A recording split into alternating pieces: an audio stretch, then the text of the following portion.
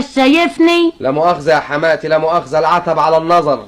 معاك حق، داخل كده زي السواق لعمة، زي السواق الأطبش، لا سعيدة ولا حتى تعيسة. أنا آسف يا حماتي، نهارك سعيد.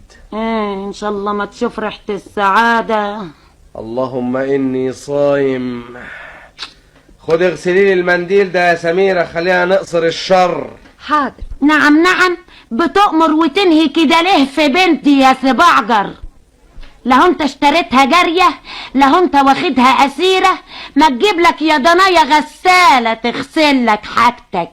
عاجبك كده يا سميرة؟ يا ماما. ايه ماما؟